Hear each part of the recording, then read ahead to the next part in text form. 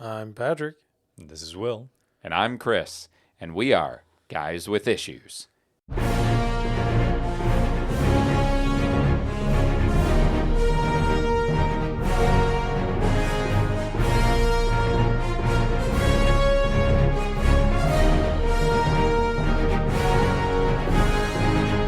And today on Guys with Issues, right? Yeah. That's how we're going to do it. Why not? We're talking about the Q conflict, Star Trek, IDW. I didn't look up the writer. My bad. But before that, Random malarkey. some malarkey. Pat, what malarkey? Malarkey? Monarchy. You seem rather malarkey today. So I've been playing Armored Core 6. Yeah. And it's- Mech action. It's really good. It's everything that I wanted right now in a video game. Oh, it was written by Scott and David Tipton. Oh, There you go. should have been tipped into brothers, that. Right? Two brothers. Oh, brother. Or a dad and a son. Or It could be cousins too, technically. could be cousins. Okay. Two family members. Some people. Two people who have the same exact last Technically, name. so here's some random something. I guess they don't even have to be brothers. Went to school with a girl with the same last name as me, so our lockers were always, side by side throughout high school. But we have zero family relation. So there you Wow. go. They don't even have to be related. That would be Nope. fun, though. That would Right? be cool. Two guys with the exact same last name grew up on opposite sides of the country, only to meet later in life and write a comic together. And that's your lifetime movie of the week. Yep. Hallmark. That's the new one, right? It's more. Probably. Is Lifetime even a thing anymore? I don't know. I don't know either. I know they're still making Hallmark movies. There you go. So Armored Core 6 is awesome, and everybody who loves big mech action should get it. Mm-hmm. Yes. What if you like slow mech action with lots of spreadsheet details? Then you get Mech Warrior, Mech Warrior, Battletech, Battletech, or just play. or you still get Armored Core. Well, you can. And then have Excel open on the side. Right. And you record all of your kills and damage and information. Why can I not think of that space game that everybody says is an Excel spreadsheet? EVE Online. Yes, EVE Online. You could always get that. I'm sure you'd But like that's that. not big mech action. I keep getting, they want me to play that game. I get ads for EVE Online all the time. And it's Well, they know hilarious. you love MMOs. It's hilarious because it's like this guy and he's like, you're not ready to play this game. And it takes him so long to say that the skip button shows up. So I'm like, okay, if I'm not ready to play it, I'm not gonna watch the advertisement then. So Hilarious. That's funny.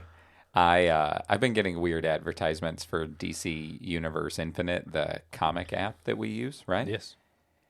Have you seen their ad? It is like the laziest placeholder ad I've ever. Like I could make it with my knowledge of PowerPoint. It literally is like a logo, and it has like royalty free like do do do do do do do do do do like going on in the background while text just scrolls like, do you want to read comics? Do do do do do. Oh, try DC Universe Infinite. Do do do. 27,000 comics available at your. Like it literally feels like something. Here, which to be fair, comic companies they're not always doing real well. So maybe they were like, hey, we had to lay off our marketing department. Yeah. Hey, Johnson, you know anything? You did that PowerPoint for us the other day, right? Yeah. Can you make a new YouTube ad? Do you have artwork that you want to? Nope. You can just use the logo. That's all I need. Just the logo. Okay. Like that's all it is. It's a white screen with text that pops up and has like royalty free. I found this on Pixel Bay music. Maybe the guy didn't get the forgot he was supposed to work on that project. Maybe it was like a placeholder, like they had it like to upload and they forgot to replace their placeholder. So I'm going to be honest. You're Do you never prefer honest. that? When I brought up, yes, I prefer being honest. When I brought up Armored Core 6, 5, 6. 6. The Fires of I Rubicon. did not realize we were going to be talking about DC ads. Well, it was because we of kinda- EVE Online. We kind of tangented it there. But it was related to what Will said, and what Will said was related to you saying EVE Online. Right. Yep. I'm just sometimes. our And this is a tangents- comic book Anyway, podcast. About And we use DC Universe Infinite We sometimes do. to read. We do. So it was applicable It was. to the situation. I'm not saying it was a bad thing. I just Back. wasn't expecting it. back to our regularly scheduled program. What about it did you like? Oh, so it's extremely customizable with the mechs. You can build out a bunch of different ones, Cool. and the action is, and it's just on point. I really like the boss battles too. They're OP. difficult. You kind of have to figure them out. Yeah, all from software games. As all from software Okay, games. It's but really everybody's good. been saying don't compare it to their other stuff. Well, it's not the same because it's like, not a it's, Soulsborne game. No, it's it's a not. missions based It is. too. It's, And it's got checkpoints that refill your, like if you die, you can restart at a checkpoint where your healing items are refilled and stuff. yeah, Yeah. but So- they are also known for making good action. Yes, like it's Sometimes. technical Yeah. action. Yeah. Yeah. Oh, it definitely has their fingerprints of like Yeah, got to dodge and things like It's that. really Yep. good. It's really good. I'm enjoying it immensely. That's it took cool. me like 3 or 4 times to beat that first boss just because I was being dumb. Like trying different things. Yeah. Oh, Yeah. you mean the big helicopter boss? Mm. But I haven't played From Software games before. Any? I've always looked at them, and I'm always like, that seems interesting. But then people are like, it's so difficult. And I'm like, I just don't have time to put into a really Well, difficult game. It is. It's not that I can't do it, but it's the time commitment to do it. It is if you want to play it the way like hardcore Souls players play it, because there's always mechanics you can do within that just break the game and make well, it that's super fair. easy. But am I going to find those mechanics if I play You it just without looking YouTube it. online? See, that's the thing. I don't usually like So doing that. I'm not a huge fan of Dark Souls. I've played each of them briefly. I never got to play Sekiro. I did play Bloodborne a little bit, but they're not really my style of games generally. But I really enjoyed Demon Souls on the PS5, like the remake that they did. Okay. And I beat that, and it was really fun. There's an area that you can use to grind some levels, because it's not really levels. Like you get experience that you then cash in and can like upgrade. And there's an area that you can literally. I turned on a Will. We didn't mention Will White recently, so Oh, man. I turned on one of the Cradle books while I was going through the series, and I went to this area that you can grind from, and I just listened to that. It was Ghostwater. And and interestingly enough, I was doing the same thing Lyndon was at that point, right? Like you're in a Right. facility and you're trying to get stronger. And I listened to Ghostwater, and I just did some grinding in Demon Souls to get it to where it wasn't too hard for me.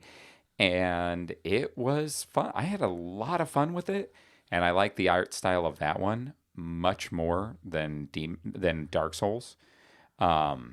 And the so if you've been curious to try one, that is the one that I would suggest is the PS5 remake of Demon Souls. I've been thinking about getting Elden Ring. Well, that's the No. other one. That's the one that has changed what people thought as far as People- accessibility for their games. People who've never played Dark Souls played Elden Ring and loved it. It is Which you own easier- it. I do own it. I played it a lot. It is a lot easier than Dark Souls, Okay.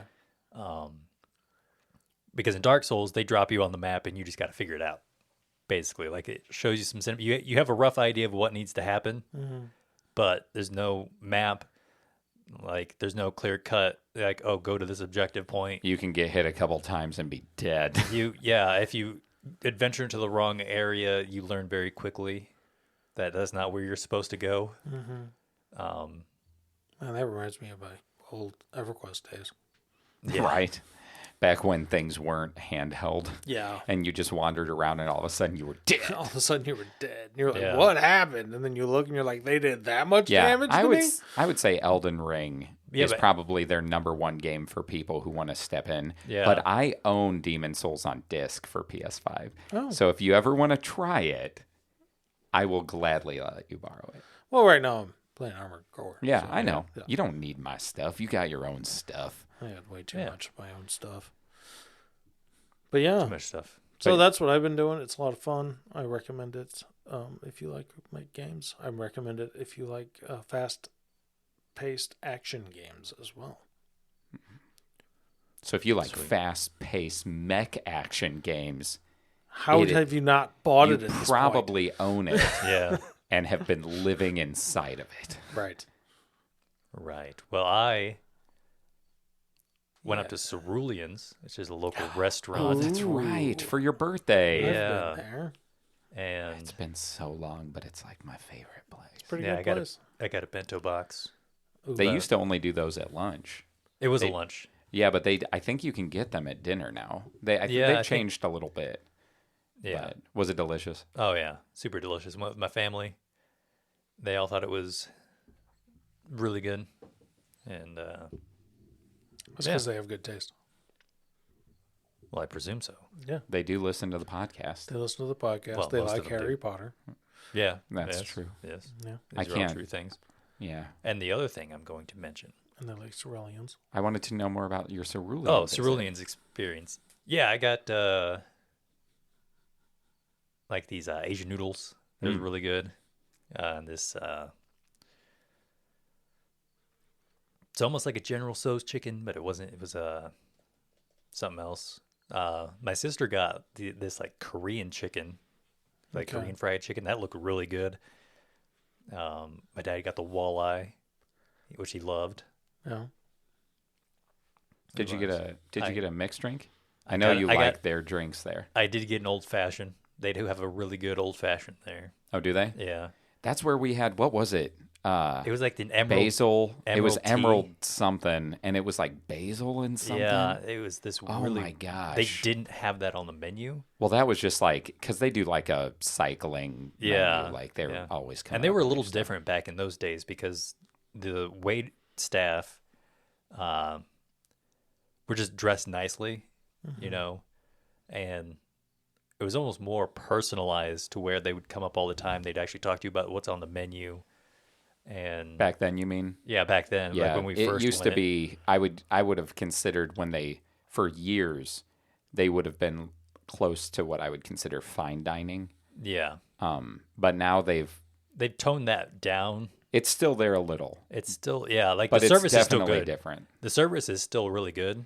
Like always there, you know, make sure everybody still has drinks and all that other malarkey. But yeah, they've definitely kind of scaled it back a little bit. But the food is still really good. Like It's they never excellent. they never drop the quality of the food, which is, you know, probably as a restaurant your most important. Right. Yes, that is. Food quality, service quality. yeah, yeah. Yeah, So they still Atmosphere. yeah. it's very hipstery kind of. I don't think it's as hipster as Not a as lot some, of but places, it's though. yeah, it's very kind of modern-y. I It's would by consider it it's, modern. It's by a lake, and so they definitely have that like sea house kind of vibe going for them. Yeah, and during the summer they have like a patio that you can sit on Yeah, where they're it was- grilling burgers. And it was things open. Like that. But yeah, Cool. Sounds like you had a good time. oh, it was a good time. What was your other thing then? Oh, something I heard this week when Pat and I were driving to Chicago for Fan Expo. We were talking about different science stuff, and we talked a little bit about if we could only develop superconductors that worked at ambient temperatures and pressures, or room temperatures and ambient pressures. That's a very specific kind of discussion. Yeah, it was. That's normal for me. Yeah, yes, and Yeah, we know. I read this week that a research institution in Seoul, Korea, South Korea to be a little bit more specific, Right.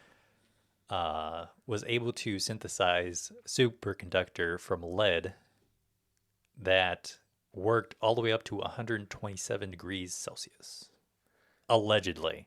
Yeah, I think that's been debunked at this point. Did it? I think so. Because I looked it up again last night because I'm like, oh, I wonder if, and I didn't see anything official because it said it was still being reviewed. Right, it is still being reviewed. But I think it was Oxford tried to replicate it and they couldn't. Right. Yeah, there's But then again, that's the British. Sorry, Nick Nack. No, I don't think is he British?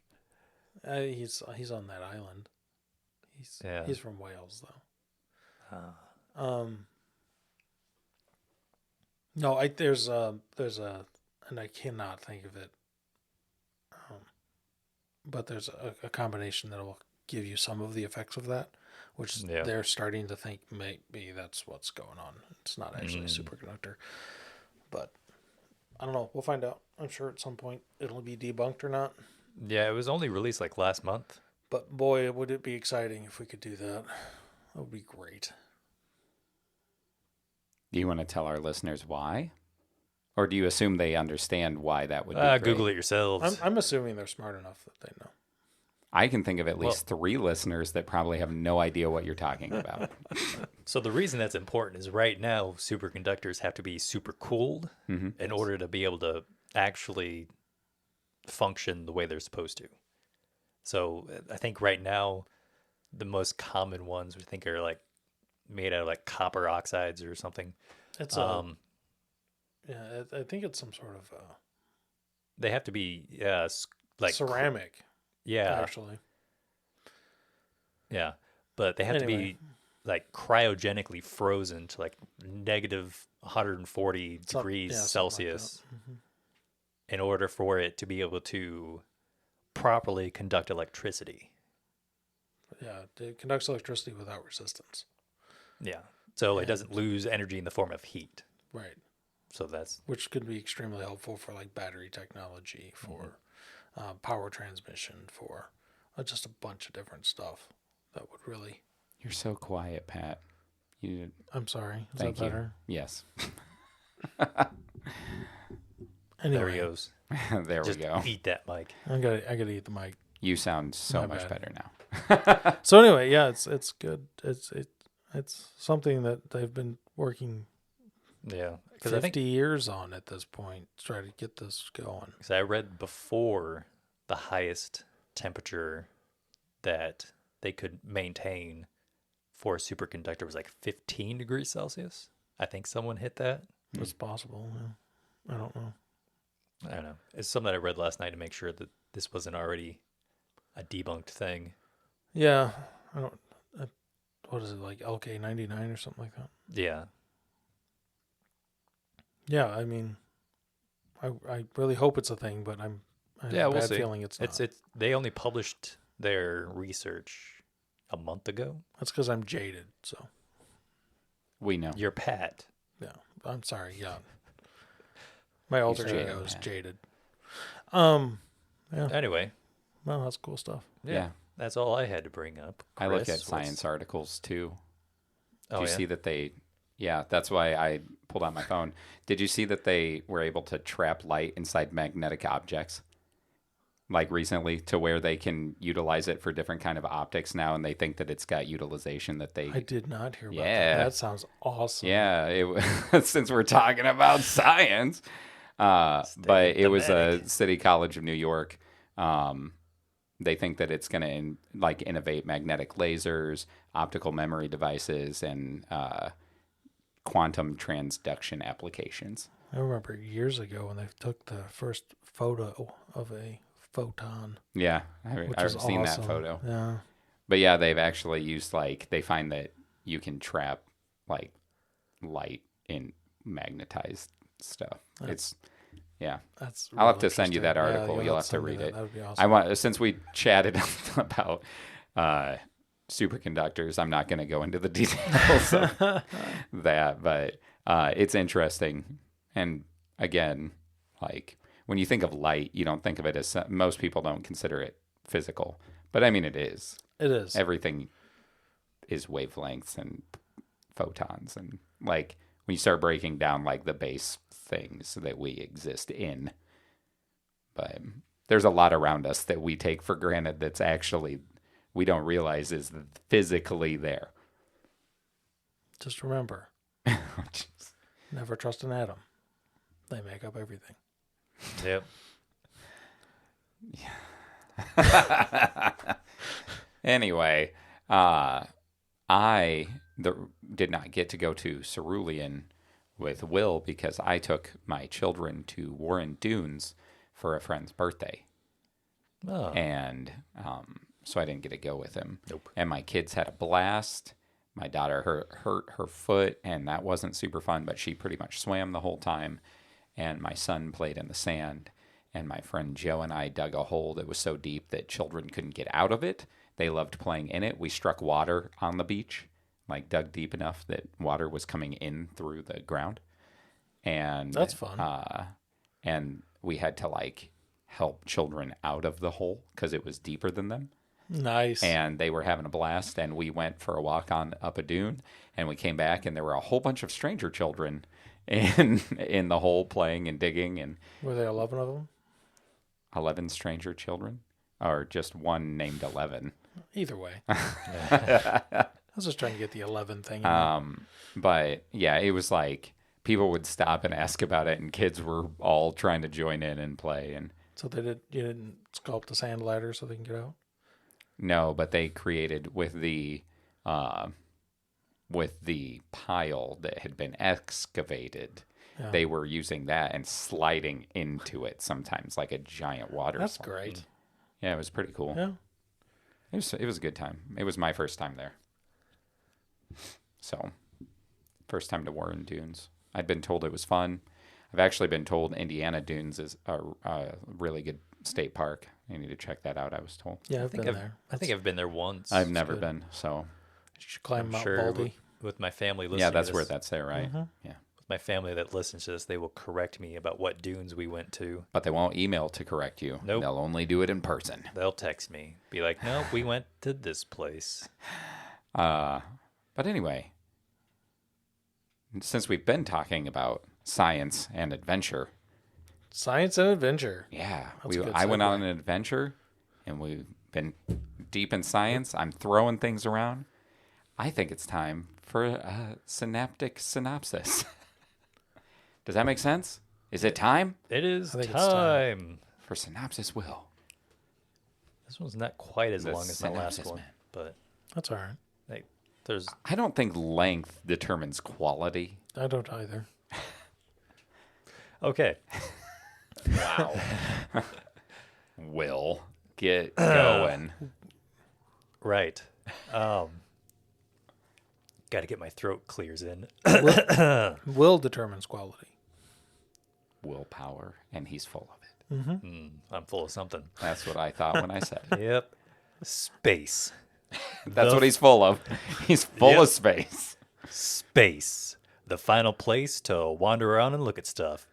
When a colony in the Beta Quadrant suffers from a freak streak of supernovae. I don't know what the plural form of that would be. I don't know my Latin. Who cares? Supernova that are happening billions of years earlier than they should. Captain Jean-Luc Picard is sent with his crew in the Enterprise. Enterprise, yes. Yes, okay, I kind of guessed. To help with an emergency evacuation to save the colonists. When a nearby star in the process of going supernova suddenly stops and reverts back to normal, the captain immediately suspects what or who is causing this freak event. His instincts are confirmed when the much-loved Q shows up on board his ship and tells Picard of a pan-dimensional war between the Q and other higher beings that has been spilling over into their reality. Picard berates Q over his carelessness, which gives Q an idea. Why fight amongst themselves when they can have the humans serve as a proxy in the conflict? Thus begins a tournament between Picard and other renowned captains of the Starfleet. But has Q underestimated the ingenuity, tenacity, and good fortune of the human race? For those of you who couldn't see it, Will did finger quotations when he said higher beings. He did. Yes. That should be on the record. Yes, I'd like that added to the record. Thank you. Yeah. So What's most important here, Pat? is as the biggest Star Trek fan Yeah. in this entire building. Sure. I mean, that's a true statement. It's very true. Yes.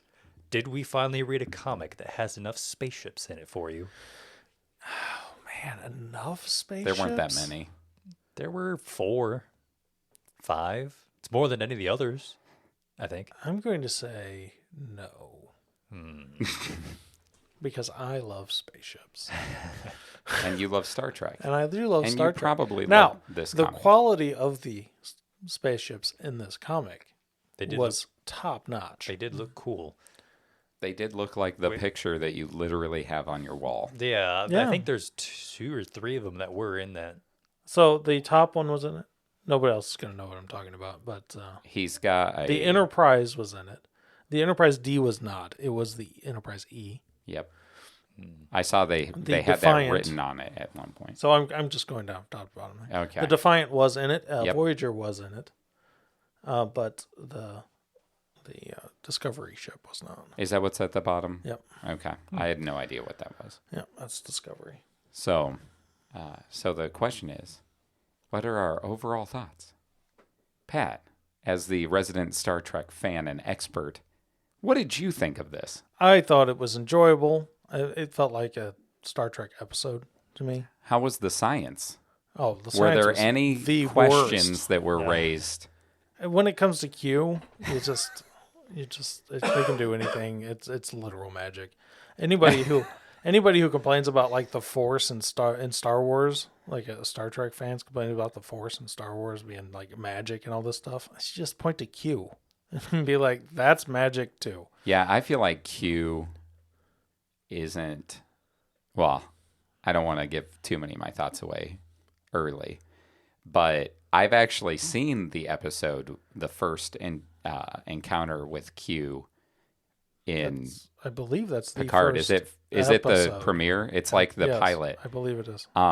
And For which it's for For the Next Jean-Luc Generation. for Next Generation. one? Oh, with Patrick Stewart. Yes. Sir Patrick Stewart. So- Patrick Stewart.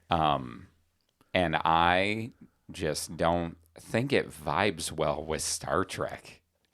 Like the theories, so there's hard sci-fi and soft sci-fi. Right. And Star Trek has a lot of soft sci-fi actually, because Yeah, it that's does. your philosophical and your psychological kind of studies.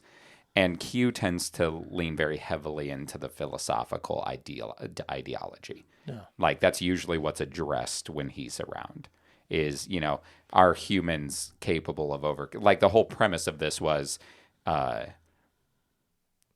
Captain Picard going, Q, I thought you were supposed to be so advanced. Humans already left war behind, and you're telling me you fight, then we must be better than you. And him going, oh, then you can fight for us. Right. So that's so it's generally like the soft sci-fi principles that are presented if Q's around, it seems like. Yeah, I More agree so. with that. But anyway, overall you liked it. Yeah, I mean, it was a nice like nostalgia trip. It was more of a fan service issue. Well, yeah, because you had has like all of the captains and yeah, it's you had just- all the generations of Star Trek in it. Yeah, I really like that portion of it. What about you, Will? As somebody who's virtually untouched Yes, by I will. the Trek. I've been interested in this for a while. I really liked it, actually. Wow, that's great. Pat and I had a discussion at work about how we expected you to potentially not enjoy it because you had so little exposure that they don't really intro people. They kind of assume that you already know who people are. I definitely immediately recognized that this is something they made for longtime Star They Trek did. fans. So They I'm just really like, did. okay. But they did kind of explain enough Oh, that's good. that I didn't feel like I was too far left out. Because it had enough like expose from like, oh, you higher beings, Q, and then Like you got the premise. Yeah. Like the story didn't- felt clear enough. yeah. Okay. They didn't leave non-fans too far in the dark that I couldn't piece together what was going on. That's really good to hear because I really did not know because Yeah. I've literally watched all Yeah. the TV shows, so I knew all that stuff, and so I didn't know how it was come across. So that's great. I'm glad to hear that. Yeah. Cool. And Pat has suggested to me that I watch Strange New Worlds. I think that's a really good intro into Star Trek at this point. And so after I read this because comic, it's so little like traditional Star Trek. I might actually. It's more like modern television. But it's also more like traditional Star Trek than Discovery was. I don't know. And You're one of Picard was. literally the only people I know who's liked it, who's a fan. Really? I've actually, like I don't know anybody else who talks about it positively. Like on all the fan forums and stuff that I go to, everybody's saying Really? it's great. You know, Interesting. Strange New Worlds. Interesting. Most people don't like Discovery. Oh, sorry. That's what I was thinking. I was thinking Discovery, not Strange New Worlds. Okay, sorry. yeah, I was gonna say Discovery was the one that I was thinking of. Yeah, everybody. I've heard Strange New Worlds. Okay, that's what it was. Discovery they hated, but Strange New Worlds. Aside from, I was glad to hear you praise it because the other people that I hear talk about it are pretty lukewarm to it. It's not that they disliked it the way they did Discovery, but it was like, to them. Yeah, I really like Strange. I to be honest, I think Strange New Worlds might be my new favorite Trek. Yeah, after this, I might check it out. Oh, so this might have actually kicked off you Yeah. being interested in Star Trek. Wow. Might be going on a Star Trek cruise next year, though. Yeah, you guys will have to tell me how that is. It'll probably take you longer to get through all of the Star Trek Than a year. Depending on how much time you have to watch it. Sleepless nights. Just put it on my phone, watch it at work.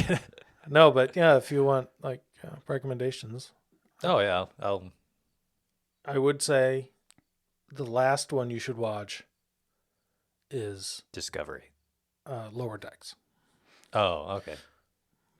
Because they reference a bunch of stuff that happens in everything else. Lower Decks is the Rick and Morty of Star Trek. No, yeah, we've talked about that.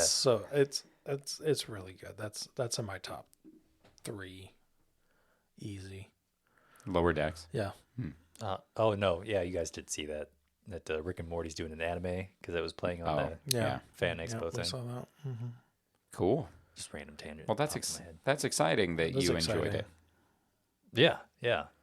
I did feel like they didn't do Jean-Luc Picard justice because I have had some exposure, and I remember him being like a better captain in the show. But like again, I'm just like, this was super long ago. I have no idea. Right. Yeah, I can kind of see where you're coming from with that, but He just kind of phoned it in. I thought at first that was going to be like they were going to do something where they just kept everything tied and they just made Q bored.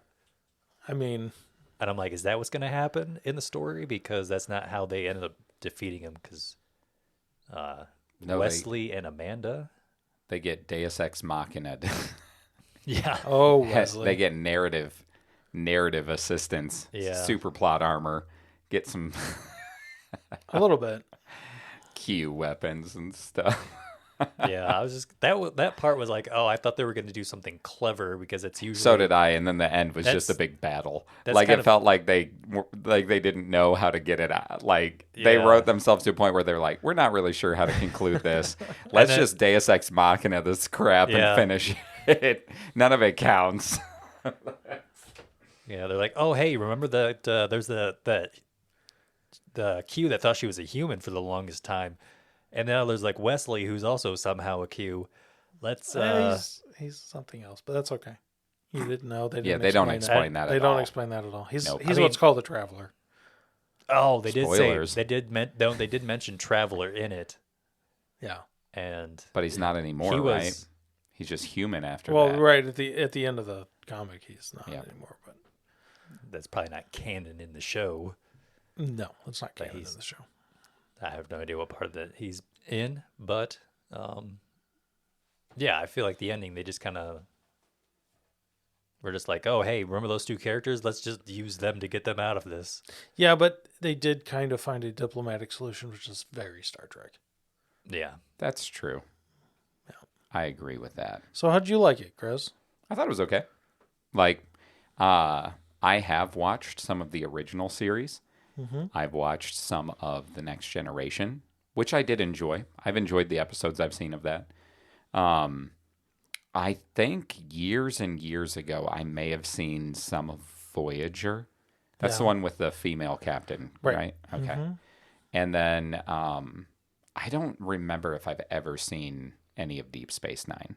Okay.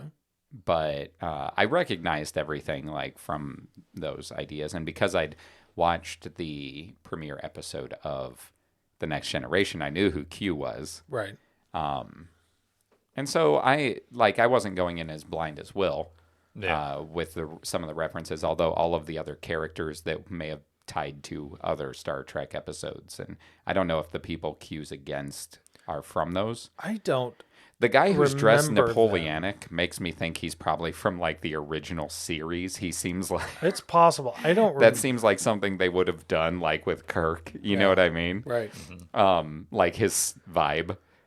So I didn't know if those other characters were from anything or. I'm going to guess they are, but I don't remember. I didn't really remember them from any of the episodes. They're probably just like, Yeah. like kind of either periodic or one-off kind of people. Sure. There's a lot of that in Star Trek. But no, as far as the story goes, it was fine. It felt like I would agree with you saying that it felt like you were getting to see like a big crossover episode of Star Trek. Right. That's what it felt like. It felt like it could be an episode that would have aired had they been able to bring everybody in and do that. And so, yeah, I didn't dislike it. I didn't love it.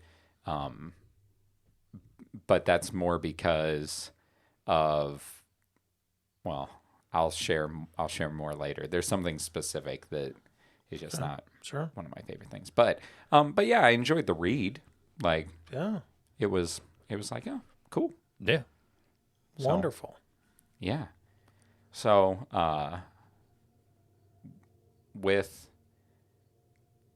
do you think, here's a question for you, being a Star Trek fan, Pat. Sure. Did you think they captured the personas of each of the individual captains pretty well from what you remember of their shows? Like how they acted? Because I felt like they all acted fairly differently.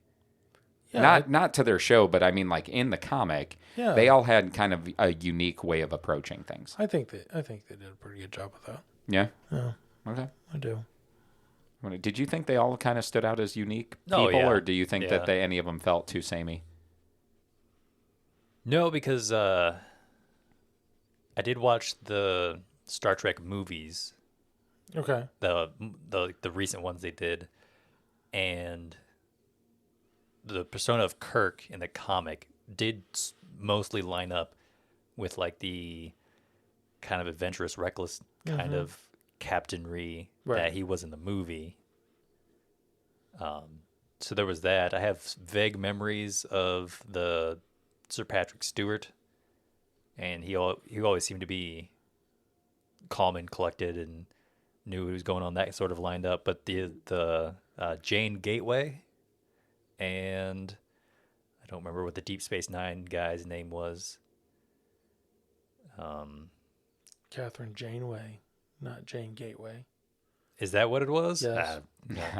I was doing the same thing to Hamato Yoshi the last one. Yeah, you were, and then Benjamin Sisko. Yeah, there we go. Mm-hmm. They just called him Cisco, and I think they just called her Gateway. Mostly, I don't. You mean? Yeah, Gateway, whatever. We're calling her Janeway. Gateway. You almost screwed me up with that. Yeah, her name's Catherine Janeway. Okay. So Gateway.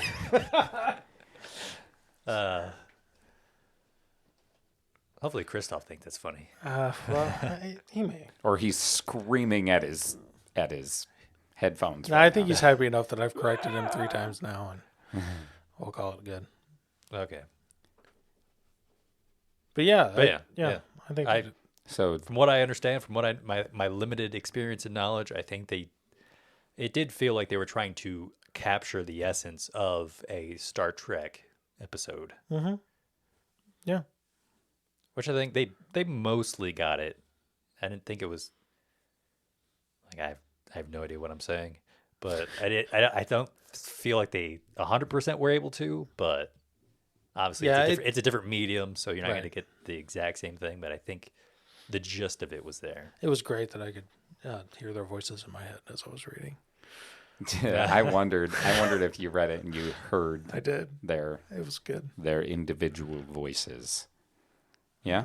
Mm-hmm. Good. Well, do we want to start our structure? I feel like there's not a whole lot to discuss. I mean, you can talk about what each of the trials were, or what each, like, oh, we have to get this MacGuffin, and we have to get this MacGuffin, and we're going to be tricked and foiled constantly, and we have to kill this MacGuffin. They were really just obstacles and objects, I feel like, that were probably pulled from Star Trek canon. Yes. And so 100%. So again, it was just like stuff for people who knew it to go, oh, I remember that episode. Like, you know what I mean? Like the Borg, I do remember. Yeah, the Borg. Yeah. I remember they had that. to get the Borg Queen. I didn't even know that was a thing. Is that a thing? That's a thing. Like the Borg Queen is a thing. Yeah. I also didn't know that the woman from the one series, the Voyager? blonde. Seven of Nine? Is that her name? Mm-hmm. Okay. She's from Voyager. Okay, that's what I thought. I didn't know she was Borg. She was Borg. I didn't know that. I've seen some episodes, but not knowing enough about Star Trek, I was like, oh, I didn't know she was a Borg. No. So I thought that was interesting. No, But do you think, to bring back Will White into this conversation, Good man. do you think when he wrote The Captain, he had been watching Star Trek? Because the Legion, I think is what they were called. Yeah, they reminded me of the Borg. Yeah, because obviously I had the other. yeah, but lots of sci-fi has Lots of like sci-fi has assimilation that, groups, right? Like True. But no, I'm going to say it's yes. definitely Borgish. He was watching Star Trek. That is what happened. Canon. He hits me as the kind of guy that might watch Star Trek. I would be shocked if he doesn't. So If he's like, I hate Star Trek. well, we could ask him if we go to Dragon Con. That open mic. Do you like Star Trek? I was reading The Captain, and the Legion, the Iron Legion, really considered, or just reminded me, I considered that it was a lot like something akin to the Borg. Did you find inspiration in... That's a long we need to go to Dragon Con anyway, because Timothy Zahn's going to be there. And he's the one author that I might like more than Will White. The dude wrote Heir to the Empire Blasphemy. and created Grand Admiral Thrawn, okay? Blasphemy. This is a Will White podcast. Not a Timothy Zahn. Here's a tangent. Timothy Zahn also wrote what is probably one of my favorite standalone science fiction novels that is not tied to any kind of IP, which is called Icarus Hunt. And it is so good. It is so good. Yeah, I've never listened to it. I've read it. The right reader could probably really bring it to life, but it is a cool novel. It's one that I suggest to anybody who enjoys space, adventures, mysteries, good twists. It's got so much stuff going on in it. I'm going to have to listen to it. It's if you can find an audiobook, definitely listen to it. But it is a... Remind me after the podcast. I will. Icarus Hunt. Okay. I didn't want to say Icarus Rising. The Icarus Hunt. I was actually going to say, are we sure this is the name? That's why I looked it up. I looked it up last night, actually, when I saw he was going to be at Dragon Con. Dang. They also have like half of the crew of Firefly going to be there. Nathan Fillion canceled. If Nathan Fillion would have been there, I probably would have gone. Right. But anyway. It is called The Icarus Hunt. It is narrated by Mark Thompson. Oh, so there you go. There is not an audiobook option that I saw on Libby, so you'll have to pay for it. Use a credit. That's fine. That's how you do it anyway. But anyway, Anywho, back to a different space opera. Did we have a favorite scene? Yes, I did. What was your favorite scene? My favorite scene was when Commander Will Riker put in the code to disable his captain's shuttle. That actually was awesome. that was pretty That funny. was awesome. I was And, like, that's amazing. and Picard is just like, touche. And doesn't do anything about it. He's like, oh, That well, was- I guess we're just going to. We're going to lose here. this one. Yeah. It was great. I really Yeah. enjoyed that. Because that is 100% something Riker would do. Yeah, no, that was good. Yeah. I enjoyed that just from the little bit that I knew and of his character from watching some episodes. Yeah. I was like, oh. And even Picard's reaction, like what you said, like Yeah. when he's just like, touche. Right. That felt like it was very in character. Like, yeah, it there's was. that respect of like, oh, you outplayed me. Though, you could wonder if that was planned. I can't remember if they had spoken or not. But then when you said Riker was flying away, one of the people in his craft were like, there's like dozens of different craft. How did you know it was going to be that one? And it's like, what if Picard told him, hey, we're going to be taking this one? Well, I mean, he did say he memorized the codes for all of them. But then it's like, well, I guess he could have just went through and kept adding them in until he. Well, I mean, you could see what shuttle it was. So he knew what I shuttle was going it to say it was. had a marking Yeah, on it had it. a marker on it. Yeah. So, Oh, did it? yeah, so he just typed in the like, code for that shuttle. Oh. Da-da-da-da. Right. So, yeah. And I'm sure Picard knew it would take him X amount of time to get the shuttle back up and going that he knew he lost. So he was just like, touche. Yeah. Yeah. No, that was a good moment. Yeah. I enjoyed that one. What about you, Will? I loved when they were playing Capture the Flag, and all of a sudden the big planet killer shows up, and it's just like a big old spaceship fight. Yeah. That was cool. That planet killer was I from love, the like, original series. the Really? the art kind of made it really cool. How the spaceships were drawn, how it was. Yeah. I also it was liked portrayed their well. their discussion on the different types of torpedoes. Right. In that, where they're like, "Oh, our torpedoes won't do anything, but yours probably will," you know, like the anti. What was it? Because they have the photon torpedoes, but then there was, what was it, like I don't remember what they some had kind of for- antimatter torpedo or something yeah. like that. I don't know. But it was kind of interesting because they are from different timelines. Right. That's the thing, is these weren't captains that were brought in from Starfleet at the same timeline. These are different iterations, and so some of their no, technology, they're the same timeline. well, different points of the Right. timeline is what I'm saying. Kirk was It's 200 years. well, that's what I'm saying Before though. Is Picard. like there's a lot of technological differences, Right. like Kirk's shuttle, right? Mm-hmm. Like his old school like 60s TV show shuttle versus something like from like the shuttle from like Deep Space Nine or Right. something. They're totally different, which was kind of cool. But yeah, that space fight, Yeah. That space fight was good. and the planet killer was like a giant worm. It was like Made a out giant of space rock. worm, like a dune worm in space that Shoots a big beam out shoots the front. laser beam.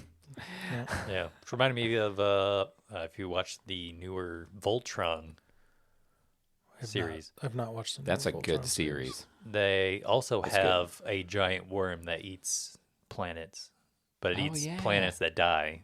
I remember that. Hmm. Yeah. That's fun. So, At least it waits till they die. right? Yeah. Unless you're still on it and you go, it's not dead yet. It's like Monty Python. It's not dead yet.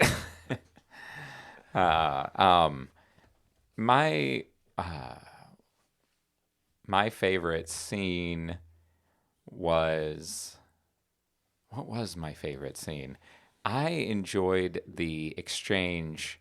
What's the guy's what is he, a Klingon? A wharf. Worf? I almost said Worf. I thought it was Worf. Yeah. I actually really liked his exchange with Kirk, where he's like, Oh yeah. our people were at war when you were around.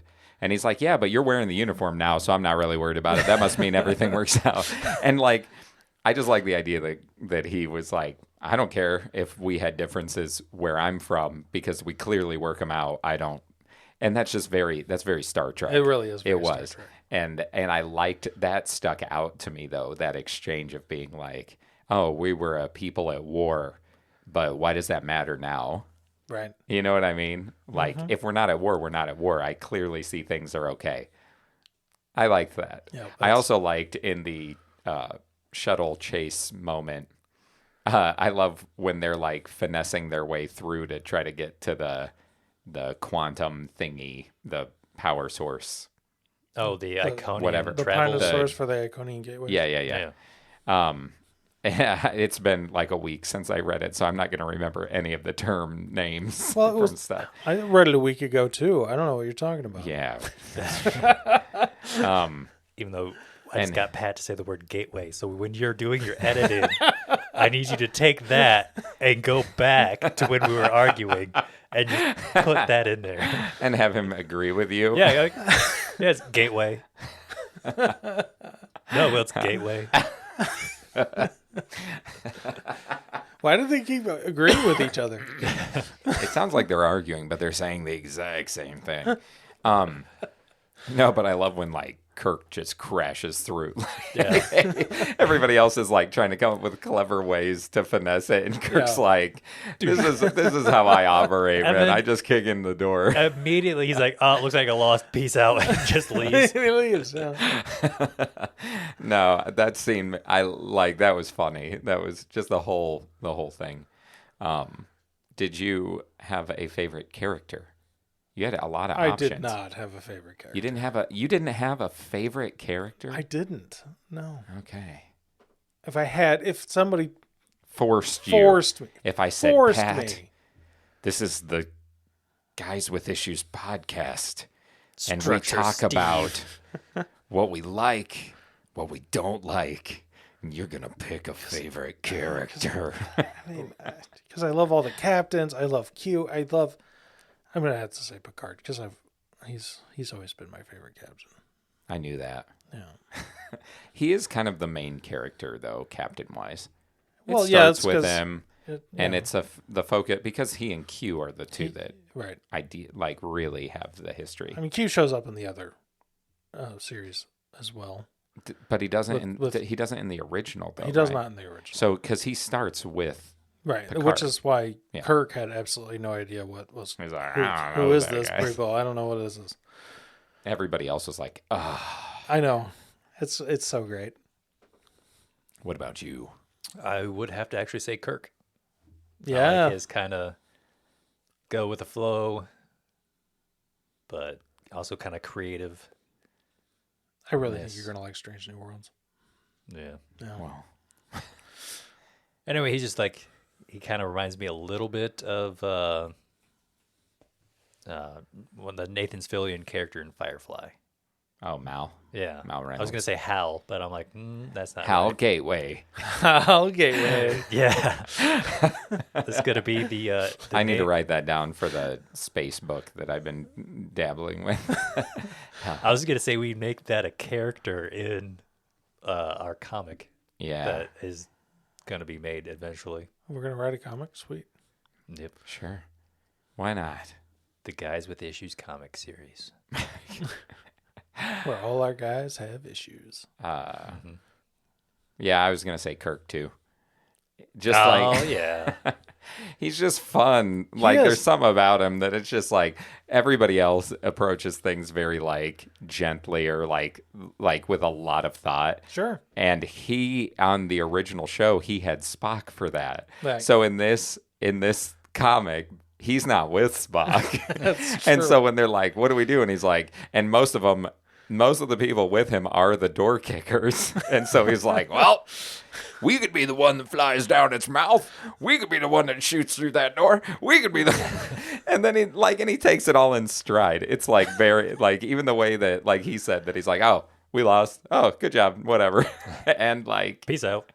it's just, or like he looks at the shoulder and he's like, "Well, that's busted." And it's just like, it's just the way he comes off compared to the others is very different. Yeah. But it's like But he fun. was. It's so fun in the juxtaposition of like him and Picard. It's so like it just made him stand out to me as being like, oh, they're all like, what could be the plan? Well, how could we do this? And he's like, how hard do we have to hit that thing? And it's just funnier. It's just like I think it's his way of approaching things when he's on his own just stands out more in something where you see everybody else who's working the problems out. Right. Right. Yeah, no, you're not wrong. Yeah. But he still had really good interactions with everybody. And even like with the Worf thing, he still showed tons of respect to all of his formed crew. Oh, yeah. So it's not that he's only like go with the gut. I mean, he is the way he acts, but he still hears out everybody's thoughts and gives them a voice on his team. Yeah, he's still a good captain. He is. Yeah. And that's why I liked him. Does stuff a little different. Compared to just like, what's the fastest point from A to B? Crashing my shuttle through the wall? Let's go. It's true. It was just he just added that tinge of like ridiculousness to some of the scenes, I think. He was like, Scotty will take care of that later. Here's the question. Do you think he chose to remember? Because at the end, Q tells Picard that he put everything back where it's supposed to go, and he gave everybody who was involved the choice of whether to forget or remember. I will say he probably chose to forget. You think Kirk did? Yes. Why? Because of the stuff that I know about the original series. Oh. Really? Mm-hmm. Okay. Would you like to elaborate on some of this stuff, Nah. or would it take... I'll let people watch the original series. Okay. Well, least favorite scene. Guys, did you have a least favorite scene? No. So you're like me and Ninja Turtles. Yeah, like it's too like this is something you just like on a level that you're like that's how I felt with Ninja Turtles. That's I totally fine. get it. Yeah. In our last episode, last issue, I totally felt the same. So I completely agree. I'm not going to push you to try to think of one. I understand. What about you? I don't really know if I had one either. Just because it kind of had a good like pacing to it. Mm-hmm. Yeah, it was So, pretty like, well paced. The way that each It didn't have any lull to where anything that could get boring. But I don't know, there were a couple times Q got whiny. You know, like towards the end, they kept saying he was like, oh, he's egotistical, blah blah blah, and yeah. I mean, it's kind of in character, though. Yeah. clearly Yeah. they establish that. They basically spend the whole time talking about how they expect him to not stick to his word and be a bum. So, Well, no. He'll stick to his word. well, they kept saying that somehow he's going to find a way to like Right. break He'll break the deal. stuff, but Yeah. yeah. Like once I always actually imagined signs it the was agreement, he was like good. a careful for what you wish for kind of thing. Because he'll tell you something, but you won't interpret it the same way. Oh yeah, no, he does that stuff all the time. Yeah.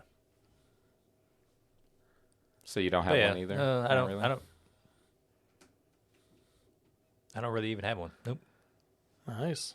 My think least you- favorite scene I was gonna say you said previously you had some things. was You could- the Q weapon thing. I just felt like that was such a cop out. Like it sounded like yeah. they were trying to really like think of a way to outplay him. And ultimately they had to have some people come out of left field that hadn't been involved at all. That were again nostalgic nods to fans Right. to supply them with the opportunity and the firepower that ultimately, which let's face it, Star Trek sometimes does come down. It's not always like, I don't want to make it. Usually I'm the one that's like, yeah, we've got to see that fight. People got in a big fight and it was cool and the fight was cool. And this was in a situation where I was like, I appreciate when Star Trek can have action, because it doesn't always. Star Trek oftentimes is about the diplomacy and the talking through things and all of that. And so it's not that I didn't appreciate that they still tried to have some bombastic moment being a comic book and things like that. And it wasn't out of character for like the show, because that can happen. But it felt like any comic where you write yourself into a storyline where you're like, well, shoot, where do we go from here to solve this? And they go, you know what? You know what characters could help that are part of Star Trek? These that are like kind of out of the loop, but like super powerful. And they can give them the means to win the day. And I felt like in the end, it was like they just held out. Like, what if that wouldn't have happened? Like, how would it have concluded? They hadn't come up with anything at that point. They were biding their time to try to turn on him. I do like the sniper moment, though, when he's like, you could have shot him in the face. And he's like, do you know how much worse that would have been?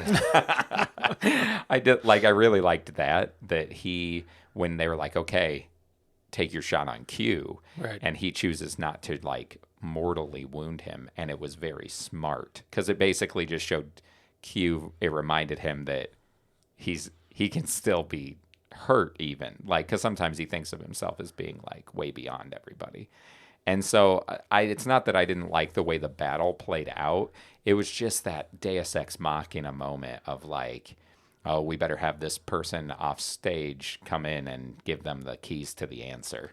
Well, if you look at it the other way, because there's really no other way to win against Q. So if you look at it the other way, they would have had to complete all of the challenges that could have potentially just lasted forever the way he was being. And then eventually one of the captains would have had to win, and then the fan base would have rioted.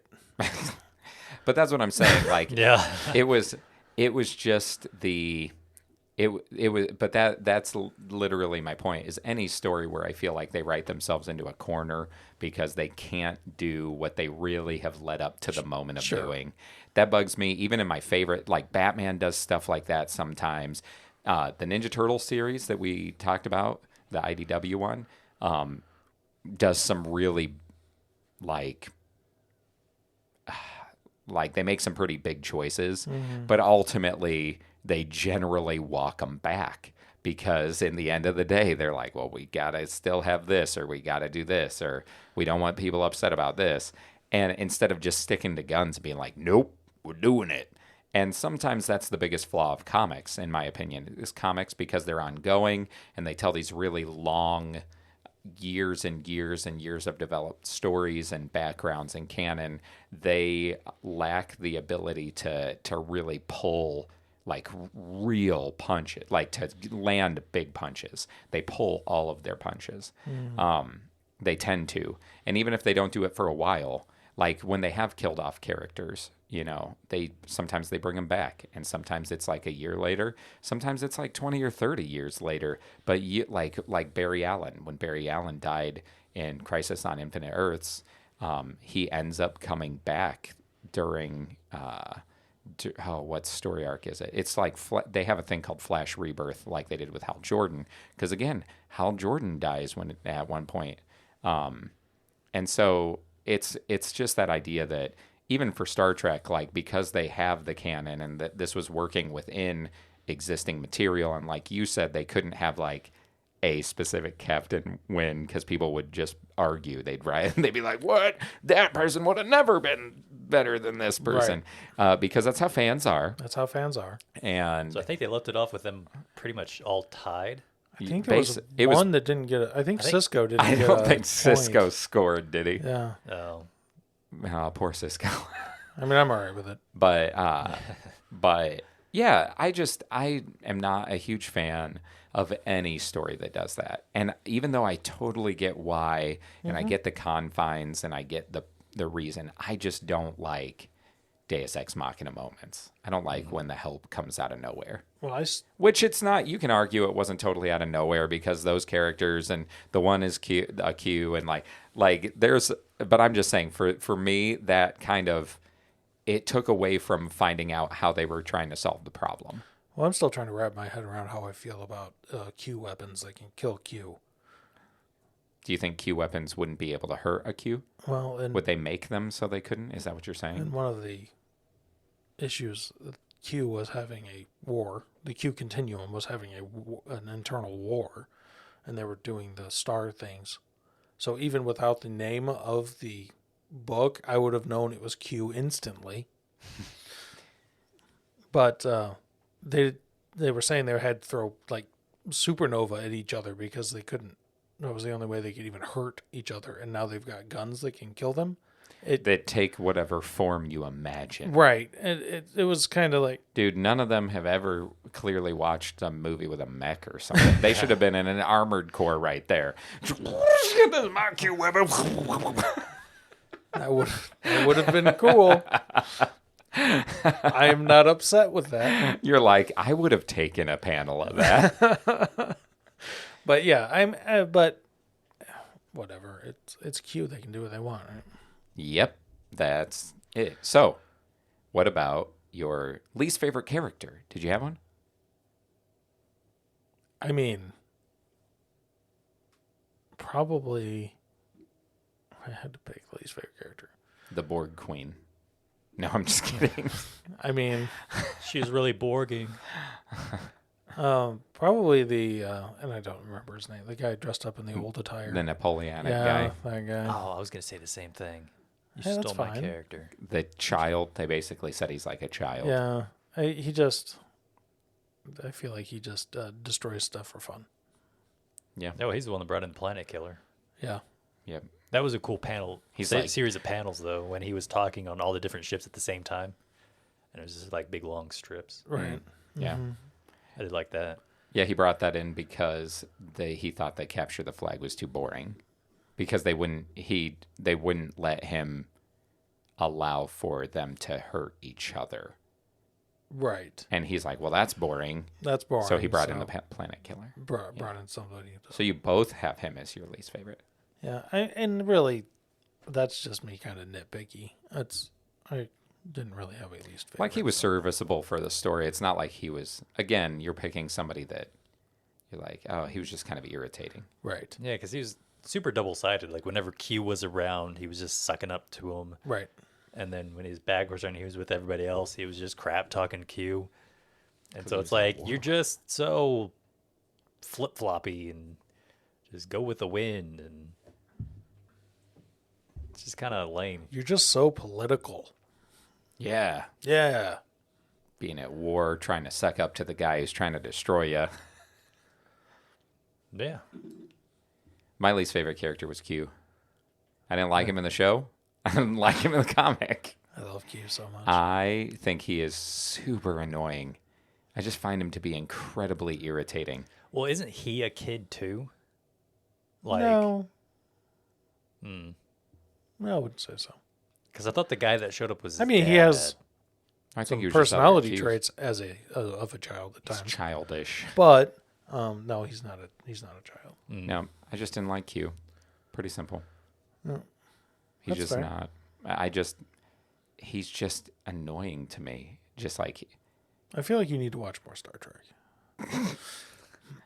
That's gonna be your answer to a lot of things. just watch more Star Trek. That's feeling his answer. down, feeling bummed. Just watch more Star Trek. That's Have too a much- merchandise. That's a That's merchandise. that's a Have- Pat quote. Just watch more Star Trek. Have too much time on your hands, nothing to do. Just Just watch watch more more Star Trek. Don't have enough time on your hands and feel swamped and overwhelmed. Just watch Just more watch Star more Trek. Star Trek. It'll relax you, bring you back to focus, maybe give you some inspiration. Star Trek. It's the thing that Pat is probably the biggest fandom in. Right? Probably. Yeah. I can't think of anything that I would consider you to be a bigger fan of. Yeah. And I'm not nearly as big of a fan as my brother-in-law. No, you're probably that Trekker level, not the Trekkie level. Man, we probably should have had him on. Oh, that would have Actually, been I good. thought about. I didn't know he was the one that suggested Yeah, this. he was. Well, guess what? He didn't get to come on. Sorry, Christoph. Yeah, maybe. We'll read another one. Just tell Yeah, us. we'll read another Star Trek one. Yeah. Yeah. So, you have anything else you want to add to the discussion before we rate it? No, I'm good. No? Ready to rate? Ready to irate. Ooh, I think I might have a good rating system. Are we going to talk about how many different Enterprise iterations? No. I was going to say photon torpedoes. I was going to say letters of the alphabet. Ooh, because it's Q.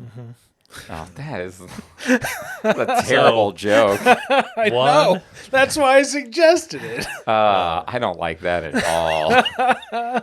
I give that So rating bad. system a 1. Come on. So it's your number Pick one something- rating system? Pick something from Star Trek. All right, I'll think about it. What? You don't have some off the top of your head? Well, it could be photon torpedoes. Borg Queens. It could be Enterprise iterations. That's a good one. That's a mouthful. It How could be Borg. Planet How- Killer. How planets. many? How many supernova? There you go. Supernova. These are- Captains. I almost said captains. How many captains? Because they had 4, right? In the thing. Yeah. 4 captains. I don't know. Oh, let's pretend William Shatner was in there. Well, I mean, technically. Technically. Actually, did you think... Okay, I got one thing to add. Did you feel like the Kirk, the way they drew him, was like half Shatner, half Chris Pine? Yes. When you looked at his face, Yeah. it didn't look like Shatner, but it didn't look like Pine. But at certain panels, it could have almost been Could've either. almost been either. I thought that. I was like, oh, they kind of melded the two Yeah. Kirks into one. That's funny. So you saw it I too. did. Okay. I did. Okay. Man, I don't know.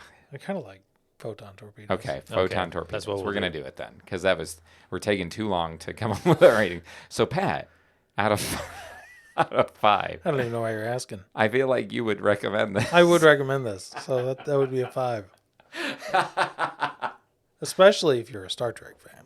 Oh, that would be like a 6. Yeah, that would be like a 6. To be fair, if you've watched the different shows, I can't imagine there'd be something in this you wouldn't like. Yeah. Well, I mean, that was your whole good. thing, right? Like, you didn't really have a part you didn't like. Right. So, yeah, for sure. What about you, Will? I'd give it probably like a 4.5. Nice. Wow. Yeah. That's Almost high. a 5, but Wow. He liked it a lot. He did. That's The, great. the ending was just kind of odd, They just kind of pulled that out of nowhere. As Yeah. we said, Deus Machina. So, yeah. And 4.5. It was nice to see Will Wheaton. I'm So you've sorry, Wesley Crusher. So we've shot almost 10 torpedoes at this point. It's close. I'm going to give it a 3.5. 3? I don't know, somewhere between a 3 and 3.5. Just because of the ending.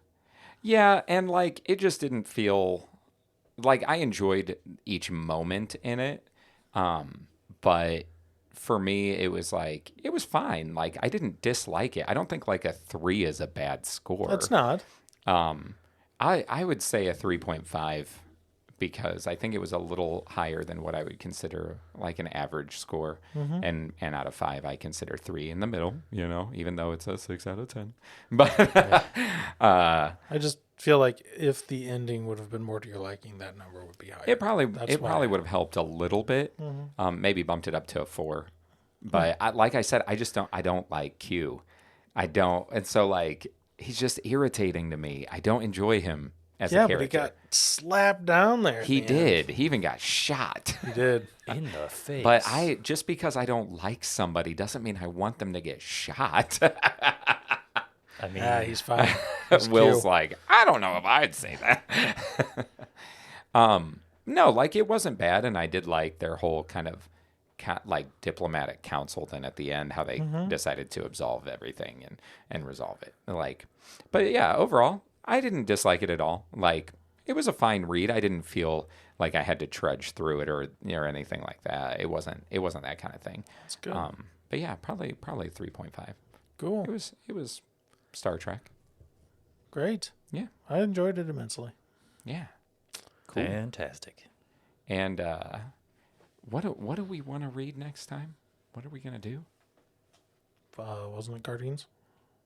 Yes. Next So- up is Guardians. So that was going to be my question. Do you guys... I was told by somebody that they like when we spitball what we're going to do next at the end. And I'm like, we do that less as we go on longer. Yeah. But in the beginning, we never really planned it. We just kind of were Right. like, what do you want to read? We just winged it. So I did want to ask, Or we figured it out. do we want to do, for sure, do we want to do part 2 of Guardians? Since that was our first 5, we said that we would eventually circle back and read more of it. Sure. Or do we want to read the first story arc, not to go like down that path, but just the beginning story arc of Aquaman? Because we've brought it up twice, I think. Should we just start with Guardians, or do you guys want to do you want to try the first arc of Aquaman? Why don't we start with Guardians and then Follow it up. follow it up Followed with up Aquaman. So start. So okay, faithful listener. Hopefully you've made it to the end again. And again. And again, jiggity jig. I know that's not it, but I liked it. So we're going to read volume 2 next week. So issues 7 through 12. Right. Yeah, I don't really want to go over that 6 very much. No, I think going I think 6 forward, is okay. we're going to try to keep it closer to like probably no more than 8. Try to keep it right around 6, depending on the length of a story arc. Right. So Sounds good to me. I think that's good. That way we don't overburden ourselves or the people who try to read along. Right. Because we appreciate those people. We do. And in the beginning of this and to the very end, whenever that may come, that is the purpose of this whole shebang. Right. Is to help people find stuff to read in the world of comics. Excellent. It's a deep Yeah. rabbit hole, be warned. It really It is. is. It is. So, yep. Guardians Volume 2. It's a mile wide and a mile deep. There's a lot to it. Is that a reference to something?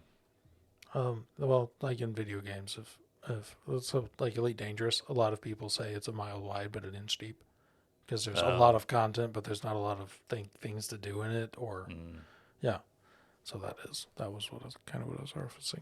Yeah. Back to Elite Dangerous. We've made a full circle. Time to end. Spaceships and stuff. Spaceships and stuff. Anyway, who are you? I'm Patrick. This is Will. And I'm Chris. And we are Guys with Issues. Dum-da-dum. You can catch the new issue of Guys with Issues each week on Spotify, Apple Podcasts, and Google Podcasts. Or check out our website at guyswithissues.com, where you can listen, find reading lists to follow along, and get to know us better. You can also find us on Instagram at guys_with_issues and on Facebook at Guys with Issues. Send us emails to longbox at guyswithissues.com and tell us your thoughts. Send us suggestions on what we should read next. We would love to hear from our listener.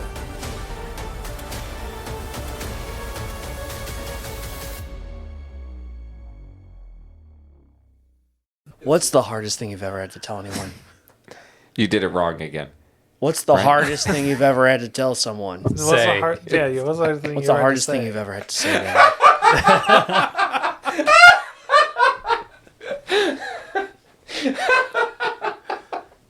Sorry, when it makes me laugh at 2 a.m, I'm not going to remember it.